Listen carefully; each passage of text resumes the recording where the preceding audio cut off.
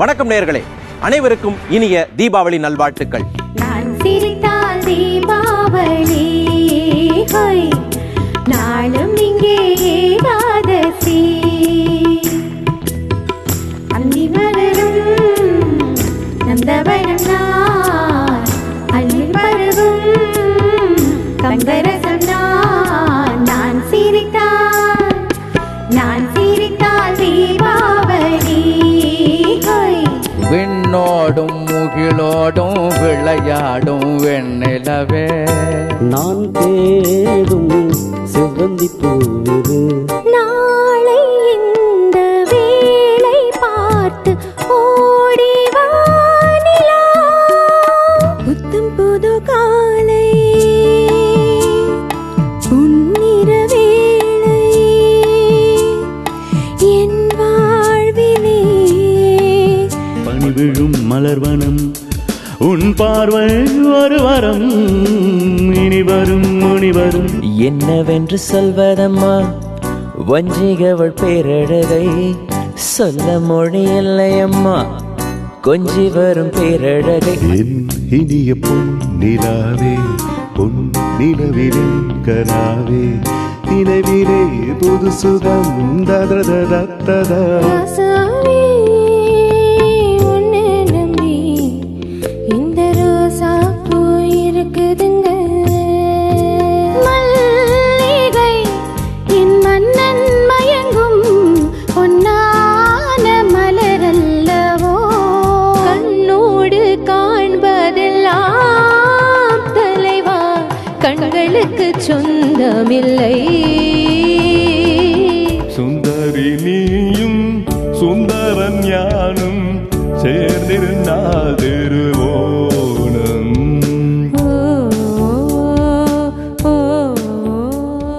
இந்த அரங்கிற்கு வருகை தந்திருக்கக்கூடிய மெல்லிசை மேடை பாடகர்கள் அத்தனை பேரையும் வருக வருக என வரவேற்கின்றோம்.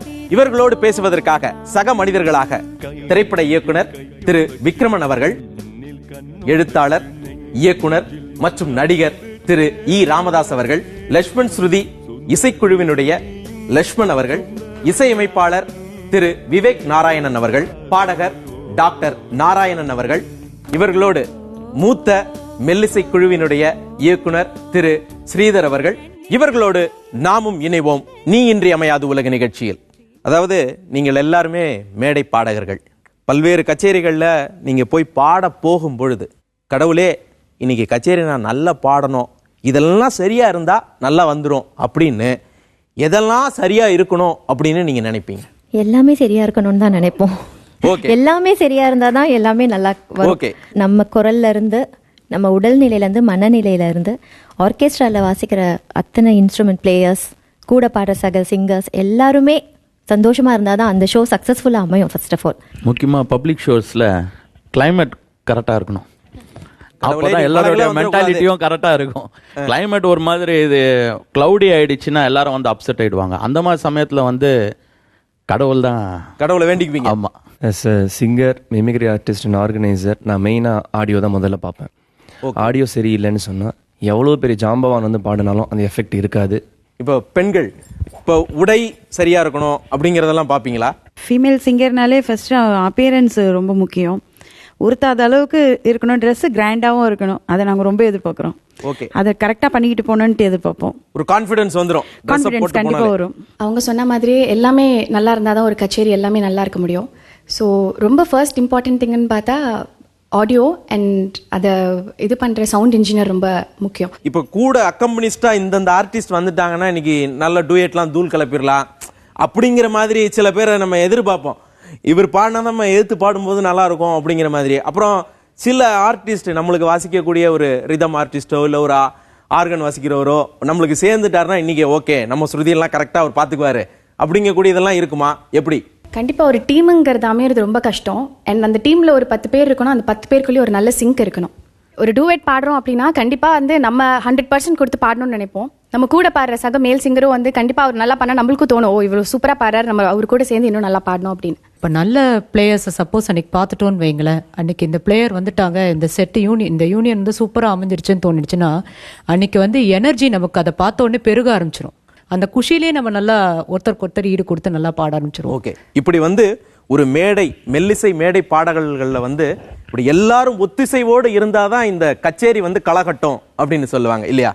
இப்போ வந்து பெரும்பாலும் இந்த இசை கச்சேரிகள் வந்து ஒரு 80களுக்கு பிறகு தான் நம்ம வந்து ரொம்ப சோ பாப்புலர் அப்படின்னு சொல்ற மாதிரி இருந்தது. இந்த 80களுடைய காலகட்டங்கள்ல திரைப்படங்கள், பெரும்பாலான திரைப்படங்கள்ல வந்து ஒரு பாடகரை இல்ல ஒரு மெல்லிசை குழுவை மையமாக வைத்து நிறைய படங்கள் வந்துச்சு. சில்வர் ஜூப்ளிஸும் நிறைய படங்கள் இருக்கு இல்லையா? இப்போ வந்து உங்களுடைய முதல் படம், விக்ரமன் சாரனுடைய முதல் படமே வந்து புது வசந்தம் வந்து ஒரு இசைக்குழு, ஒரு பாடகர், அவங்கள மையப்படுத்தி தான் வந்துச்சு. இந்த மாதிரி ஒரு கதைக்கருவை எடுக்கணும் அப்படின்னு உங்களுக்கு எங்க இருந்து சார் தோணுச்சு? இல்லை, எனக்கு அடிப்படையில் வந்து என்னுடைய ஃப்ரெண்ட்ஸ் எல்லாருமே மியூசிக் ட்ரூப் நடத்திட்டு இருந்தாங்க. நான் வந்து திருநெல்வேலியில் காலேஜில் படிக்கும்போது இன்றைக்கும் நடத்திக்கிட்டு இருக்காங்க. நிறைய பேர் வந்து எல்லாம் மியூசிஷியனாக இருந்திருக்காங்க. அவங்க ரிஹர்சல் பண்ணுறது இதெல்லாம் நான் பார்ப்பேன். நான் என்னுடைய காலேஜ் டேஸில் நான் கொஞ்சம் சுமாராக பாடுவேன். அவங்க அளவுக்கு பாட மாட்டேன், கொஞ்சம் சுமாராக பாடுவேன். ஸோ அதனாலே எனக்கு மியூசிக் ஆர்வம் ரொம்ப இருந்தது. இன்னும் சொல்லப்போனால் அப்போவே நான் டேப் ரெக்கார்ட்லாம் வாங்கி வச்சுருந்தேன்.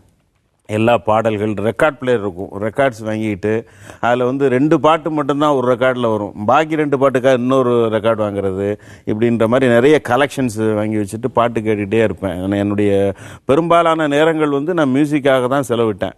அது மாதிரி நான் மியூசிக் லவர் இன்னைக்கும். அதனால அந்த கதைக்கருவை நீங்கள் தேர்ந்தெடுத்தீங்க. அதனால அதே மாதிரி நான் நேரடியாக நான் சென்னையில் இருக்கும்போது நான் பார்த்துருக்கேன். சாந்தி தியேட்டர் வாசலில் உட்காந்து 4 பேர் பாடுவாங்க. அதில் ஒருத்தர் வந்து பொதுவாக ஹிந்தி பாட்டு தான் பாடுவாங்க. கித்தனா பியாரா வாரா அப்படின்னு பாடுவாங்க. அதில் ஒருத்தர் பெண் குரலில் பாடுவார். இதெல்லாம் இருக்கும். இதை பார்த்து எனக்கு ஃபஸ்ட்டு படம் இவங்களை வச்சுட்டு மையமாக வச்சுட்டு பண்ணணும் அப்படின்ட்டு இருந்தது. அப்புறம் அந்த புது வசந்தம்ன்ற கதை வேற. ஒரு நாள் திடீர்னு எனக்கு தோணுச்சு, அதை பிஃபோர் ஷூட்டிங் வந்து இது ஏன் இந்த 4 ரோட்டில் பாடுற 4 பாடகர்கள்லாம் எடுத்துக்கிட்டா நம்ம கமர்ஷியலாக பாட்டுக்கிட்டுன்னு வருமே, அதுக்கு யூஸ்ஃபுல்லாக இருக்குமே அப்படின்ட்டு ஒரு நாள் எடுத்தேன். அது உண்மையிலே எனக்கு படத்துக்கு ஹெல்ப் பண்ணிச்சு. அதாவது ஒரு சமூகத்தில் இருந்த ஒரு பிரதிபலிப்பாக நீங்கள் எடுத்துக்கிட்டீங்க. ஆமாம் இல்லையா? ஆமாம். அப்போ அந்த காலகட்டங்களில் வந்து இந்த மாதிரியான மேடை கச்சேரிகள் பிரபலமாகவே இருந்தது. நீங்கள் வந்து உதயகீதம் மாதிரியான படங்களில் வேலை செய்தவர். உதயகீதம், உன்னை நான் சந்தித்தேன், இதெல்லாம் நான் கோ டைரக்டர் ஒர்க் பண்ணேன். K Rangaraj sir director. இது பேசிக்காகவே எங்கள் சித்தப்பா வந்து சவுண்ட் சர்வீஸ் வச்சுருப்பார். அப்போ நான் தான் கல்யாணத்துக்கோ மஞ்சள் நீருக்கோ இந்த செட்டை தூக்கிட்டு போய் பாட்டு போட்டு அந்த ரெக்கார்டை தூக்கி அந்த முள்ளு மேலே வச்ச உடனே அப்படியே அந்த தாலாட்டு பாடுற மாதிரி அது பாட்டு கேட்கும். அந்த சின்ன வயசுலேருந்தே அந்த மியூசிக் அதோடு ஒட்டி போய் அந்த மணமகளே ரெக்கார்டு மட்டும் ஷிஃப்ட் ஆகிட்டே இருக்கும். ஒரு நாளில் ஒரு ஊரில் 5 கல்யாணம் வைங்க, ஒன்று தான் இருக்கும் ஊரில். இதை போட்டு இதை அட்ஜஸ்ட் பண்ணி ஓடுறதுக்குள்ளே இருக்குது பாருங்கள், அதெல்லாம் எல்லாம் சொர்க்கமான காலம். ஆக அந்த இசை வந்து நம்மளோடய ஒட்டி போயிடுச்சு. அதுக்கு தகுந்த மாதிரி சினிமாவுக்கு வந்தோம். சினிமாவுக்கு வந்தால் இளையராஜாவோடவே அசிஸ்டன்ட் டைரக்டர் காலத்துலேருந்து அசோசியேட் டைரக்டர் காலத்துலேருந்து டைரக்ட் பண்ண காலத்துலேயும் சரி இப்பயும் சரி இளையராஜாவோடைய பயணம். காலைல 6:30 மணிக்கு குளிச்சுட்டு போய் ஃப்ரெஷ்ஷாக போய் ராஜா சார் ரூமில் அப்படி திறந்தோம்னா அவருக்கு அந்த ஹார்மோனியத்தில் கை வச்சாருன்னா அப்படியே கோபுர தரிசனம் கோவிடி புண்ணியம் மாதிரி அது பாட்டு வர சாமி பார்த்த மாதிரி இருக்கும். ஓகே, அந்த சந்தோஷம் தான் நமக்கு இன்னும். ஸோ அன்னைக்கு வந்து இந்த மாதிரியான மேடை கச்சேரிகள் அப்படிங்கிறது வந்து வாழ்க்கையோடு ஒன்றிணைந்து இருந்திருக்கு. கண்டிப்பாக இல்லையா? அப்புறம் வந்து இன்னொரு வசதியான ஒரு விஷயமும் இருக்குது. கதை பண்ணும்போதே சார் ராஜா சார்கிட்ட சாங் வாங்கணும்னா ஒரு சிங்கராக வச்சுக்கிட்டோம்னா நமக்கு வந்து நிறைய சாங் வரும் சார். ஆட்டோமேட்டிக்காகவே சும்மாவே போடுவார். சிங்கர்ன்னும் போது இன்னும் வரும். அப்படி தான் நாங்கள் மோகன் வந்து மைக் மோகன் ஆனதுக்கு காரணமே இந்த ஒரு தான், இளையராஜாவோட கான்ட்ரிபியூஷன் தான். ஓகே, ஒரு மோகன் அப்படிங்கிறவர் வந்து ஒரு பாடகராகவே பல்வேறு படங்கள்ல நடிச்சு புகழ் பெற்று இருக்கார். இப்போ ஒரு காலகட்டங்கள்ல இந்த மாதிரி படங்கள்ல வந்து ஹீரோஸ் பாடுறது அப்படிங்கிறத பார்த்துருப்பீங்க. உங்களுக்கு அந்த மாதிரியான உணர்வுகள், நம்மளும் ஒரு ஹீரோ அப்படிங்கிற மாதிரி உணர்வுகள் இருந்ததா? சமூகம் உங்களை அப்படி பார்த்துருக்கா? ஹீரோயின் மாதிரி தோணும். ஹீரோயின் மாதிரி தோணும். Very good. இந்த டூயட்ஸ்லாம் பாடும்போது நம்ம படத்தில் வந்து அதை பிக்சராக பார்ப்போம். ஸோ நம்ம அதை இங்கே லைவாக ஸ்டேஜில் பாடும்போது சும்மா ஒரு இமேஜினேஷன் தான். அதை இமேஜின் பண்ணும்போது அந்த ஃபீலும் நம்ம கொடுக்க முடியும். சும்மா நம்மளே நினச்சிக்க வேண்டியதான், நம்மளே ஹீரோயினாக பார்த்துக்க வேண்டியதுதான். ஓகே, பல நடிகர்கள் மாதிரி குரலில் தான் பாடுவேன். மிமிக்ரி ஆர்டிஸ்ட் நான், ப்ளஸ் வந்து வாய்ஸ் அந்த மாதிரி பாடுவேன். அப்படி இருக்கும் பொழுது அவருடைய குரல் எப்படி இருக்கும், அவர் பாடும்பொழுது எப்படி இருந்திருப்பார், இதெல்லாமே யோசிச்சு அவராக நான் நினச்சி தான் என்ன பாடுவேன். ஓகே, ஸோ அது ஒரு ஹீரோவாக தான் நினைக்க வேண்டிய சூழ்நிலை. நீங்க நினைச்சுக்கிறீங்க, உங்களை அப்படி நினைச்சிருக்காங்களா? சூப்பர் அப்படின்னு வெளியில வந்து பாராட்டல. ஆடியன்ஸோடைய ரெஸ்பான்ஸ் எப்படி இருக்குங்கிறத பார்ப்போம். பாடி முடிச்சதுக்கப்புறம் எவ்வளோ கை தட்டுறாங்க, இல்லை எவ்வளோ பேர் பார்க்குறாங்க, இதை வச்சு தான் அதோடைய ரிசல்ட். ஓகே. ஸ்டேஜில் இருக்கும்போது ஒரு பயங்கர ஹாப்பினஸ் இருக்கும். காரணம் அதுக்கு சினிமா தான். சினிமாவில் மோகன் சார்லாம் பார்க்கும்போது ஓ இது மாதிரி தான் காரு பங்களா ஜாலியாக இருப்போம் லைட் மியூசிக்லேயும் அப்படின்னு நினச்சி வந்து அதான் இல்லைன்னு தெரிஞ்சது கொஞ்சம். அப்படிதான் வந்தீங்க? அப்படிதான் வந்தோம். மோகன் சார் அப்படி சங்கீத மிகன் பாடும்போது நம்ம பயங்கரமாக இருக்க ஒரு லைட் மியூசிக்கில் பண்ணால கார் பங்களாலாம் வாங்கி செட்டில் ஆகலாம். ஆனால் இங்கே வந்தால் அப்படியே கான்டெஸ்ட்டாக வேறு மாதிரி இருக்குங்க. அப்படியே மிதக்கிற மாதிரி இருந்தது. ஒவ்வொரு படமும் எனக்கு இந்த புது வசந்தம், ஆனந்த பாபு நடித்தது, நான் பேச நினைப்பதெல்லாம், அந்த படம்லாம் பார்த்துட்டு வரும்போது அந்த ஒரு எனர்ஜி பயங்கரமாக இருக்கும். எப்படியாவது எப்பன்ட்டு முதல்ல எனக்கு ரொம்ப ஆசையை தூண்டினது வந்து நான் திருவண்ணாமலை லக்ஷ்மண் சுருதி ஆர்கெஸ்ட்ரா அங்கே வந்துட்டாங்க. எங்கள் அண்ணாவுக்கு நான் கச்சேரியெல்லாம் பார்க்கறதுக்கு பிடிக்காது, எங்கே இருந்தாலும் என்னை அடித்து வீட்டுக்கு கூப்பிட்டு வந்துடுவார். அப்போ இந்த படம்லாம் வந்து சீசனில் லக்ஷ்மண் சுருதி திருவண்ணாமலைக்கு வந்தாங்க. நான் எங்கள் வீட்டுக்கு தெரியாமல் ஓடி போய் தான் நான் போய் நின்று பார்த்துக்கிட்டு இருந்தேன். பார்க்கும்போதெல்லாம் எனக்கு கீழே நின்று பாடும்போது நான் எப்போ அந்த ஸ்டேஜில் நிற்பேன், அந்த கண்ணில் ரொம்ப தண்ணி கலங்கும். அந்த ஃபீலை என்னால் மறக்கவே முடியாது. அது அந்த வயசில் எனக்கு அந்த ஃபீல் இருந்துதா என்ன எனக்கு எதிர்பார்க்காத ஒரு விஷயந்தான். அதுக்கப்புறம் அந்த இதே மாதிரி நம்மளும் கைத்தட்டல் வாங்கணும் அப்படின்ட்டு. சூப்பர். இப்போ அக்கம்பனிஸ் நீங்கள் இருக்கீங்க இல்லையா, சில பேர் பாடினா நம்மளே மறந்து வாசிப்போம் அப்படிங்கிறதெல்லாம் இருக்கு இல்லையா, ஒரு சிங்கர் உங்களை எந்த அளவுக்கு பாதிப்பாங்க? பழைய பாட்டு டிஎம்எஸ் ஒரு பாடினாங்கன்னா ரொம்ப விரும்பி வாசிப்பேன் நான். எப்படிலாம் பாடுறாங்க அதுக்கேற்ற மாதிரி நம்ம வாசிக்கணும் அப்படின்னு சொல்லிட்டு ரொம்ப இன்ட்ரெஸ்டாக இருக்கும். ஒரு சாங்கை பொறுத்து இருக்காது. ஏன்னா நல்ல பாட்டு வந்தால் தானே எங்களுக்கே இன்ட்ரெஸ்ட் வந்துடும் நல்லா வாசிக்கணும் அப்படின்னு. எல்லாருமே நல்லா பெர்ஃபார்ம் பண்ணாங்கன்னா வந்துட்டு நம்மளும் நல்லா பெர்ஃபார்ம் பண்ணணும்னு ஒரு இன்ட்ரெஸ்ட் கண்டிப்பாக அந்த சாங் இருக்கும். சரி, இப்போ வந்து ஒரு மேடையில் வந்து பாடகர்கள் வந்து பாடுவாங்க, நீங்கள்லாம் வாசிப்பீங்க, அவங்களுக்கு அட்டென்ஷன் இருக்கும், எல்லாரும் அந்த பாட்டை பாடக்கூடிய பாடகர்களை பார்ப்பாங்க, நம்மளை கவனிக்க மாட்டேன்றாங்களே அப்படிங்கிற மாதிரி என்னைக்காவது இருக்குமா உங்களுக்கு?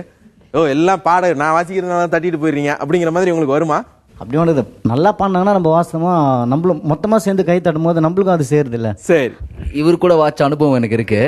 ஏன்னா எங்களை வந்து நீங்கள் சொன்ன மாதிரி பாடகர்கள் வந்து மெயின். உடனே பார்த்தோன்னா சார் ரொம்ப செல்ஃபில் எடுத்துப்பாங்க, டேய் மச்சான் அப்படின்வாங்க ஸ்டேஜில் இருந்து, டேய் அப்படின்வான். ஓகே. ஆனால் மக்கள் வந்து விரும்புறது வந்து மேலே பாடுற பாடகர்களை தான் விரும்புகிறாங்க.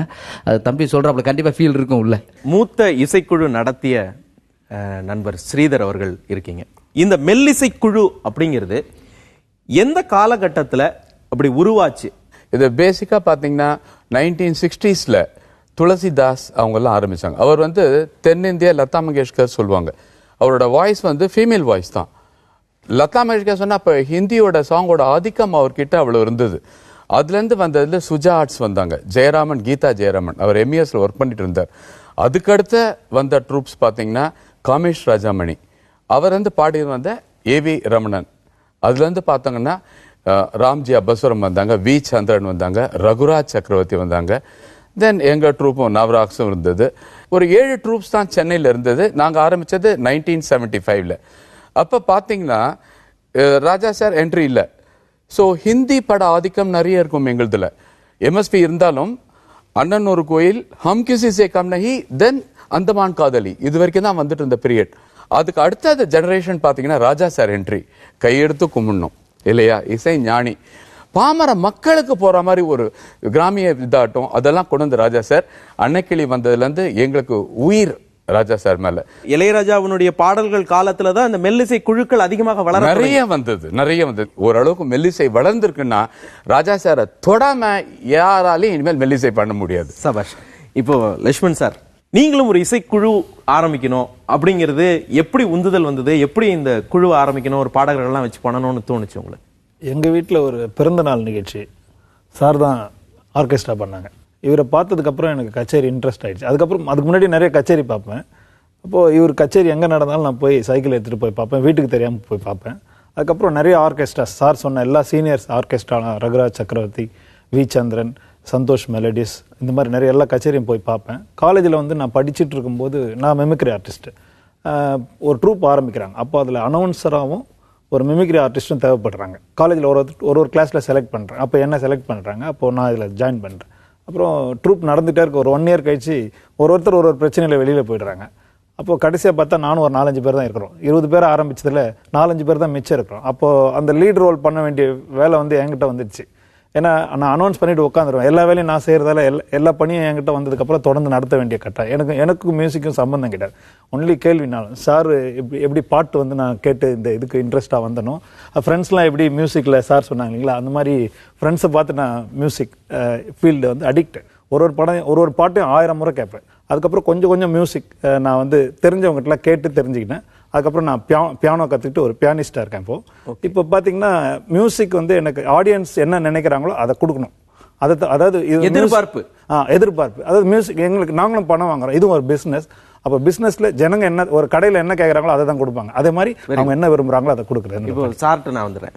இப்போ நீங்க அந்த காலத்துல 75 காலங்கள்ல நீங்க கச்சேரி நடத்தும் பொழுது ரசிகர்கள் எதை எதிர்பார்த்தாங்க, எப்படி கச்சேரிகள் இங்க நடந்துச்சு? டெஃபினட்டா சார். அப்பெல்லாம் பாத்தீங்கன்னா எந்த மீடியாவும் கிடையாது. அந்த புதிகை ஒரு சேனல் தான் இருந்தது. அதுல வந்து அது ஒளியும் போடுவாங்க. அது ஒண்ணுதான் மியூசிக், வேற எதுவுமே கிடையாது. அந்த நேரத்துல வந்து பப்ளிக் ஷோஸ் இருக்கும்போது கூட்டம் எப்படி இருக்குன்னா ஒரு 2000-3000 பேர் இருப்பாங்க. லைவ் ஆர்கெஸ்ட்ராஸ் வேர் தேர். அதாவது இப்ப பாத்தீங்கன்னா கீபோர்ட்ல வாசிக்கிறாரு, அவர் டிரான்ஸ்போஸ் பண்ணி வாசிக்கலாம், காம்பினேஷன்ஸ் போட்டு வாசிக்கலாம். அப்ப எங்களுக்கு வந்தது நம்ம ஏஆர் ரஹ்மான் கிட்ட தான் கீபோர்டு எடுப்போம், யமஹா. அந்த கீபோர்டில் பார்த்தீங்கன்னா சில காம்பினேஷன்ஸ் தான் இருக்கும். ஸோ வயலின்ஸ் அதெல்லாம் ஸ்ட்ரிங்ஸ் கிடைக்காது. ஸோ ஒரிஜினல் வயலின்ஸ் இருக்கும், சாக்ஸோஃபோன் இருக்கும், ஃப்ளூட் இருக்கும், கிளாரினெட் இருக்கும், then bongo, conga drums, tabla, dholak, percussions, இந்த மாதிரி ஒரு 20 பேர் இருப்போம். இதே உன்னதமான சூழ்நிலை தான் ராஜா சார் ரெக்கார்டிங்ல லைவா பிறந்தது. அதே போல தான் எங்களுடைய ஆர்கெஸ்ட்ரா வாசிக்கும் போது ஃபுல் ஆர்கெஸ்ட்ரா சொன்னார் இல்லையா, நவராக்ஸ் இன்ஸ்பயர் பண்ணாங்கன்னு.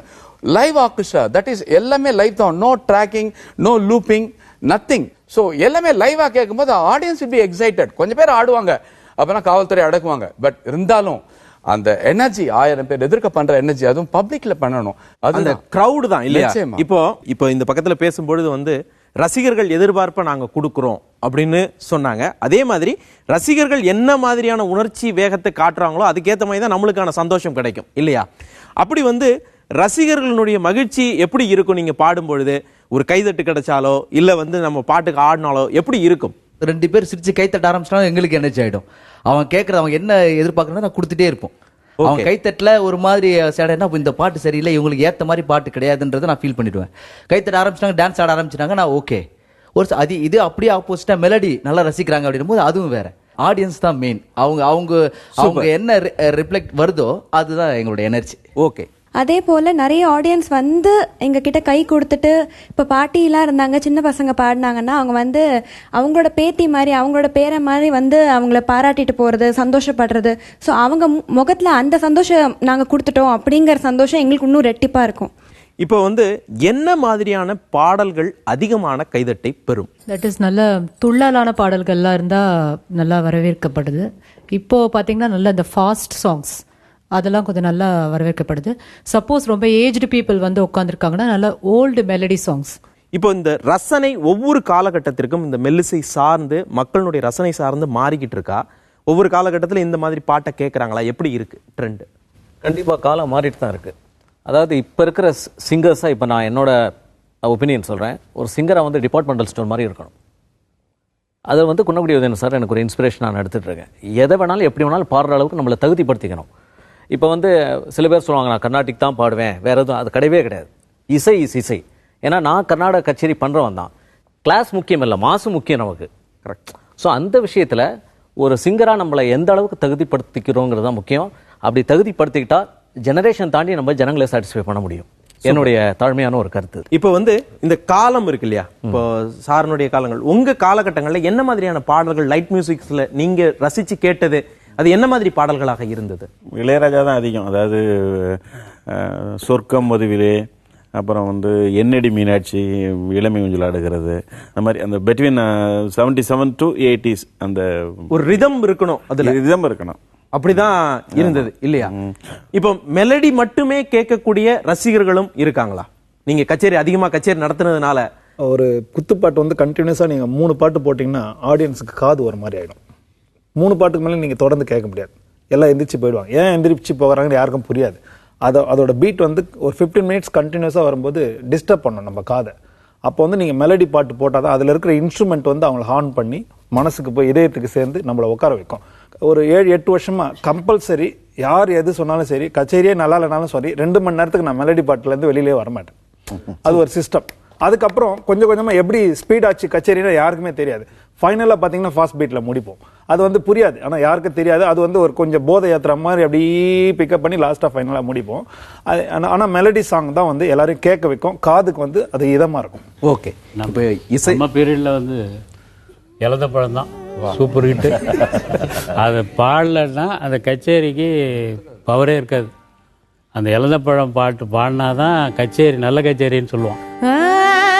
இலந்த பயம் இலந்த பயம் இலந்த பயம் போட்டு சக்க செவந்த பயம் இது தேனாட்ட இனிக்கும் பயம் எல்லாரும் வாங்கும் பயம் இது ஏயக்கின்னு பிறந்த பயம் இலந்த பயம் இலந்த பயம் இலந்த பயம் போட்டு சக்க செவந்த பயம் இது தேனாட்ட இனிக்கும் பயம் எல்லாரும் வாங்கும் பயம் இது ஏயக்கின்னு பிறந்த பயம்.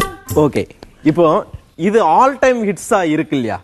இது எப்படி, அது எதனால ஒரு இசையமைப்பாளர் இருக்காரு? கண்டிப்பா சில டியூன் வந்து ஆரம்பத்துல இருந்து ரெஜிஸ்டர் ஆயிடும். இப்போ வந்து இந்த பேட்டர்ன் வந்து சில பாட்டை இன்னமும் மறக்க முடியாது. அந்த பாட்டை கேட்கும்போது இன்றைக்கி வந்து அந்த காலகட்டத்துக்கு கொண்டு போகிறது. அப்போ அதே மாதிரி தான் வந்து இந்த பாட்டை கேட்கும்போது அந்த மனோரமா ஆடுற இதுவும் செய்யணும், அந்த காலகட்டமும் அப்படியே வரும். அது வந்து இந்த ரிதம் இன்னைக்கு இருக்கிறவங்களையும் ஆட வைக்கிறது இல்ல, இளைஞர்களையும் அப்படியான ஒரு இசையாகத்தான் இருக்கு இல்லையா? இந்த மாதிரி துள்ளிசைகள் வந்து இந்த மேடை பாடல்களுக்கு ஒரு வரப்பிரசாதம் இல்லையா? இதை இசை அமைச்சு கொடுத்தவங்க துள்ளிசைல வந்து இப்போ வேற மாதிரி துள்ளிசை ஆகி போச்சு. இப்போ போட்டு அட்டி டம்மால் டம்மல் அட்டி பேக் பிஞ்சிடும், அது மாதிரி அட்டின்னு அடிப்பாங்க. அது மாதிரி அது வந்து என்ன தெரியுங்களா, முன்னாடி இருந்த வந்து இதே துள்ளிசை தான். இப்போ இந்த பாட்டு வந்து துள்ளிசை, இப்போ இருக்கிற நீங்க பாட்டு இவர் சொல்ல மாதிரி காது தட் வில் டிஸ்டர்ப்.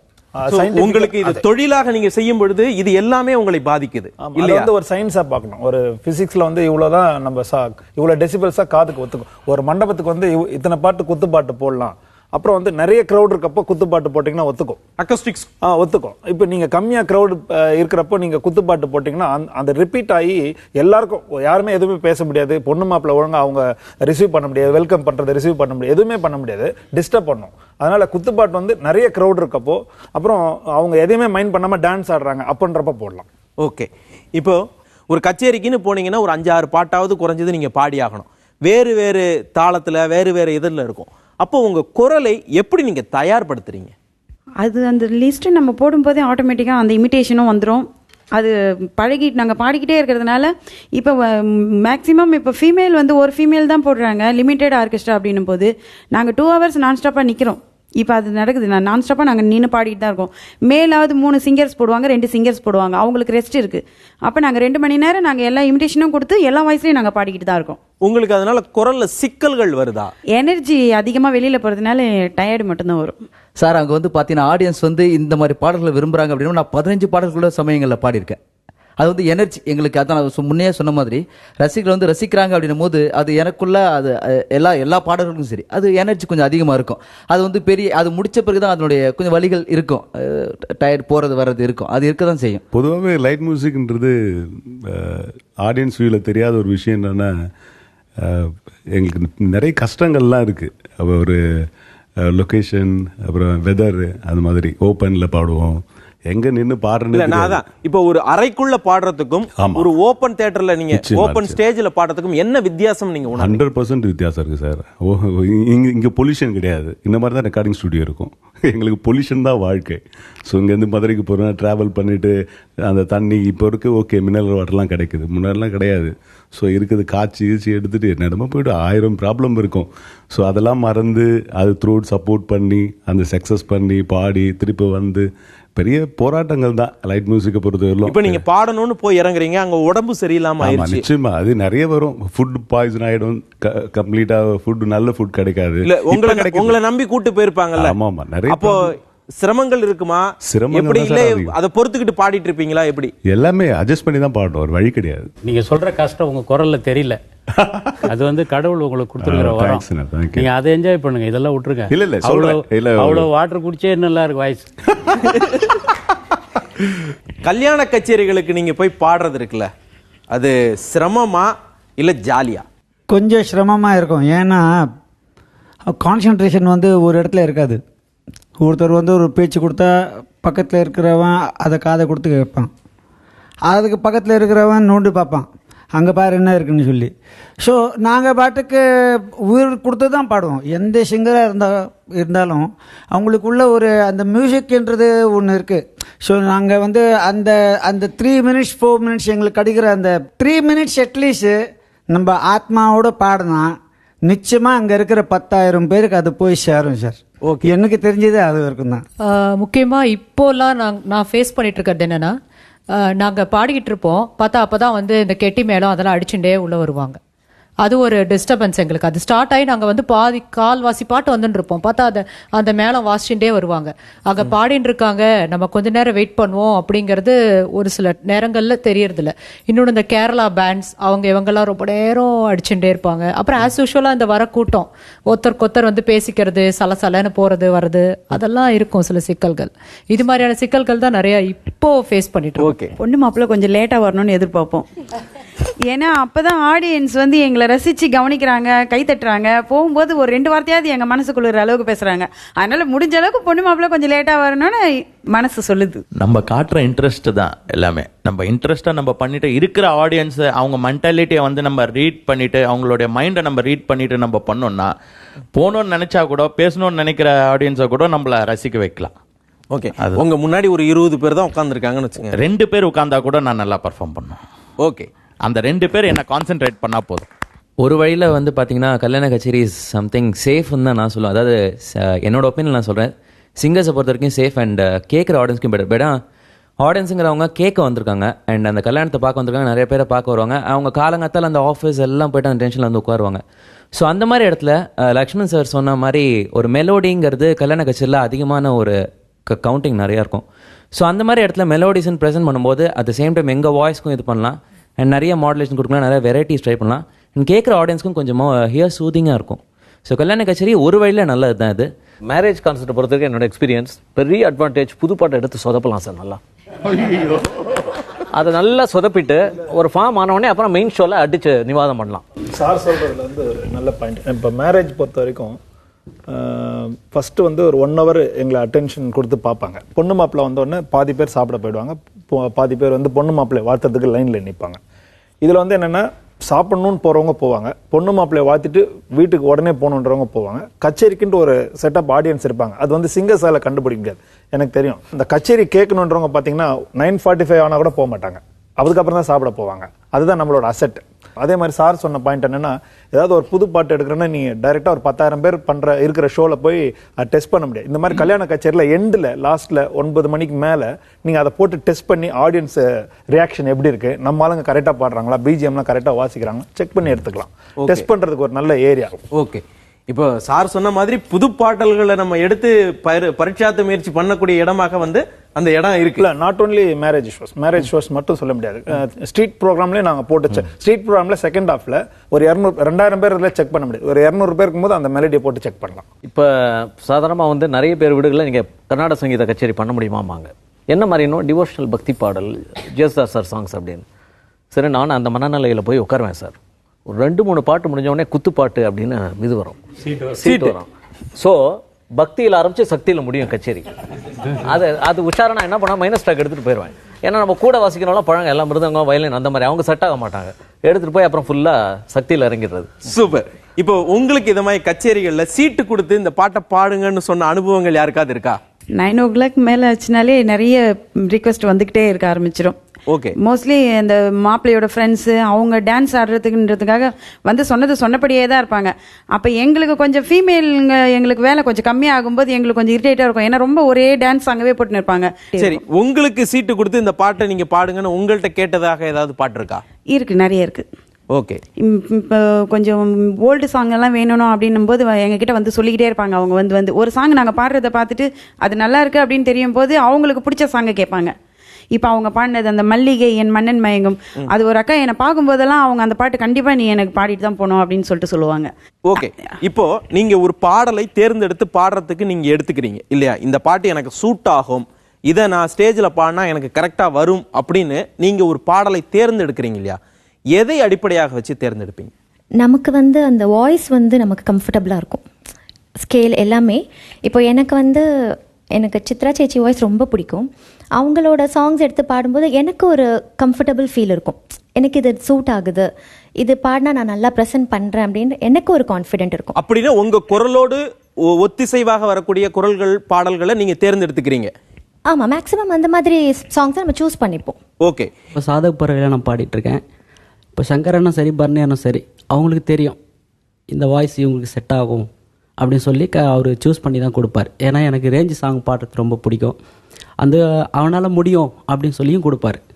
என் மேலே பயங்கர கான்ஃபிடென்ட் லக்ஷ்மணனுக்கு. அதனால் எனக்கு வராத பாட்டெலாம் கூட இது வரும் துரை, நீங்கள் ட்ரை பண்ணுங்கள் அப்படின்னு சக்ஸஸ் பண்ணி கொடுத்ததில் அவருக்கு மிகப்பெரிய பங்கு உண்டு. ஒரு வெளிநாட்டு நிகழ்ச்சிக்கு போகிறோம், ஒரு மேல் சிங்கர் தான் கூப்பிட்டு போக முடியும்.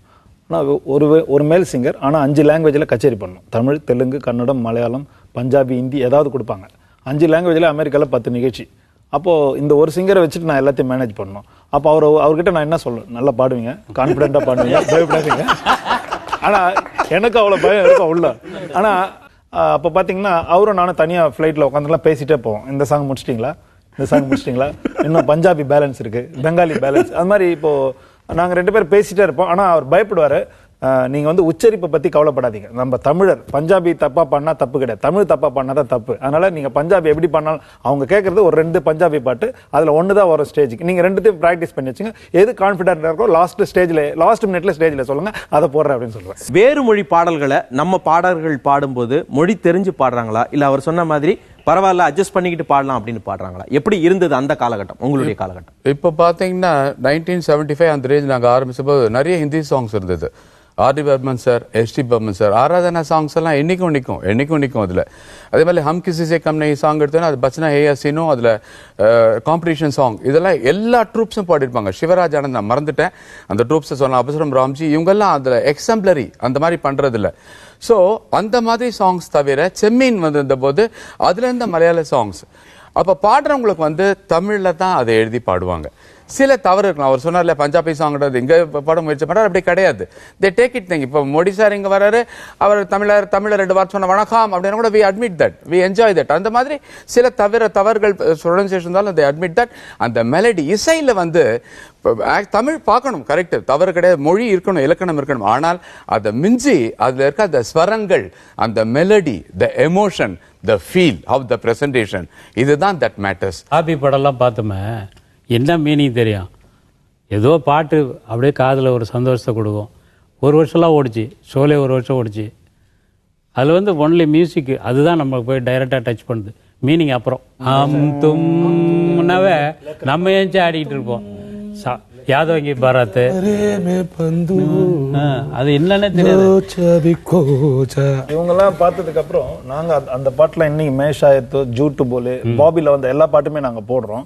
ஆனால் லாங்குவேஜ் பற்றி எங்களுக்கு, ஆனால் அதோட ஃபீல், அந்த மியூசிக் இன்னைக்கும் நல்லா இருக்கு, இளமையா இருக்காது. இப்போ ஒரு பாடகர்களை நீங்க தேர்ந்தெடுக்கிறீங்க இல்லையா, இவர் பாடகரா இருக்காரு அப்படின்னு, இவங்க சங்கீதம் கத்துக்கிட்டு வரணும் அப்படின்னு நினைக்கிறீங்களா, இல்ல இவ்வளவு ஓரளவுக்கு கேள்வி நாணத்துல பாடுனா போதும் அப்படின்னு நினைச்சு நீங்க தேர்ந்தெடுக்கிறீங்களா? பாட தெரிஞ்சா போதும் முதல்ல. ஏன்னா கிராமர் போனோம், சரிங்க 15 எல்லாம் தெரியும், எத்தனை ராகங்கள் இருக்கு, எத்தனை விஷயங்களுக்கு அவசியம் இல்லை. ஏன்னா எங்களுக்கே தெரியாது 75 ஆரம்பிக்கும் போது. அதுதான் விஷயம். பாட்டு கேள்வி ஞானத்தை தான் எல்லாமே ஆரம்பிச்சோம். ஆரம்பிச்சுட்டு வந்துட்ட பிறகு சமையல் ஒழுங்கா பண்ணுன்ற மாதிரி இசையை உணர்ந்து எப்படி போகணும், ஸ்வரஸ்தானங்கள் அதெல்லாம் கரெக்டாக வரணும். அதே போல ஒவ்வொரு வாய்ஸ்க்கு ராம்ஜி பாடினா அவனோட பேஸ் வாய்ஸ், அவனை வந்து ஒரு ஜேசாஸ் வாய்ஸ் செலக்ட் பண்ணும். அதே மாதிரி ஒரு நல்ல டிராவல் பண்ணுறது எல்லாமே பண்ணுறதுனா ஒரு எஸ்பி பாலசுப்ரமணியம் வாய்ஸ் பாடு. அப்போ 3 வாய்ஸ் தான் இருந்தது. இப்போ பாடுறவங்களுக்கு மெயின் கிரைட்டீரியா ரேஞ்ச் எவ்வளோ கத்த முடியும். அதில் கோபாலுக்கு நான் சொல்லணும், அந்த நாளே பேஷாக்கு வந்திருப்பாருனா he is the one and only. இப்போவும் சொல்வேன், அந்த மாதிரி சிங்கர்ஸ் இருந்தாங்க. ஒரு 50 பேர் சேர்ந்து ஃப்ரெண்ட்ஸ்லாம் சேர்ந்து அவரோட ஏரியா எடப்பாளையம்ட்டு யானகவுனி பக்கத்தில் 50 பேர் சேர்ந்து எங்கள் குரூப்லேருந்து ஒருத்தர் பாடுவார் அப்படின்ட்டு என்னை டிஸ்டர்ப் பண்ணிகிட்டே இருக்காங்க. அப்புறம் அவங்களோட ப்ரெஷரில் இவரை பாட வச்சோன்னே எனக்கு எங்கள் சிங்கர்லாம் மறந்து போயிட்டாங்க. ஆல்ரெடி நம்ம ட்ரூப் சிங்கர்ஸ்லாம் மறந்து, இவர் மட்டும் தான் எனக்கு ஞாபகம் இருக்கார் கச்சேரி முடிகிற வரைக்கும். அந்த அளவுக்கு ஒரு ரேஞ்ச் பாடுவார் அவர். அந்த ரேஞ்ச் பாபியில் ஒரு பாட்டு பாடுவார். மறுநாள் காலையில் நான் பைக் எடுத்துட்டு அவர் வீட்டுக்கு போயிட்டேன், இன்னிலேருந்து எங்க கச்சேரிக்கு வரீங்களா அப்படின்ட்டு. இப்படி எங்கேயோ கிடைச்ச நபர் உங்களுக்கு சேர்த்துக்கிறீங்க. செலக்ஷன் வந்து இவங்க தான் அப்படின்னு கிடையாது. நான் 30 வருஷமா அவர் எங்க ட்ரூப்ல பாடுறாரு. இன்னைக்கு அவருக்கு ஒரு பாட்டு தான். ஆனா அவர் ஒரு பாட்டு பண்ணாருன்னா எல்லா சிங்கரையும் ஜனங்க மறந்துடுவாங்க. பின்னாடி வந்து அவர் எங்க இருக்காருன்னு வந்து பார்ப்பாங்க.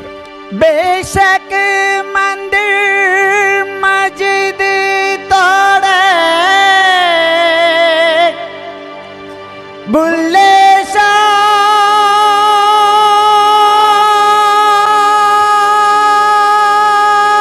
ये कहता पर प्यार भरा दिल कभी न तोड़ो,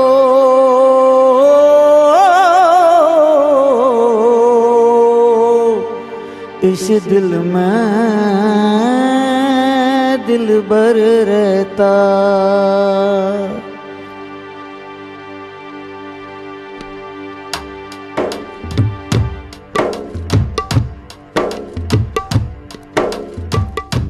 बेशक मंदिर मस्जिद तोड़े बुल्ले ये कहता पर प्यार भरा दिल कभी न तोड़ो,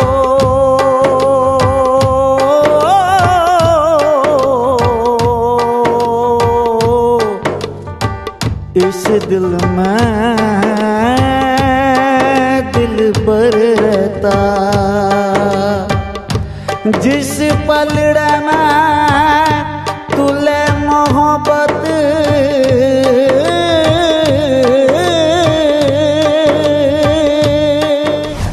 பாட்டு வந்து 10 நாள் அவங்க உட்காந்து கம்போஸ் பண்ணி ஃபீட் பண்ணி அப்புறம் மாஸ்டரிங் பண்ணி வெளியில் வருது. அந்த 10 நாள் அவங்க என்னென்னலாம் ஒர்க் பண்ணியிருக்காங்கன்னா நாங்கள் 3 நிமிஷத்தில் கொடுப்போம். நீங்க முழு நேர தொழிலாக செய்யறோம் அப்படின்னா இது போதிய வருமானத்தை கொடுக்குதா? திருதுப்புன்னு ஏன் டிஜே போட்டுட்டு கரோக்கி போட்டுட்டு எதுக்கு அவசியம்? ரேஷனுக்கு பணம் வாங்காம இருக்க ஆர்டிஸ்ட் இருக்காங்க சார். இன்னைக்கும் எவ்வளவு கஷ்டம். தீபாவளி இருக்கு, தொழில் இல்லை. இவர் சொன்ன வார்த்தை தான். ஏன் அப்படி போனோம்? வாங்க மக்கா வாங்க எங்க நாடகம் பார்க்க வாங்க, டாங்க டாங்க சும்மா திருப்பி போட்டு வாங்க, ஏதில்லா டாங்க டாங்க மரணா. இவங்க வந்து தமிழ் இசையை வாழ வைக்கிறாங்க நிச்சயமா. சூப்பர்.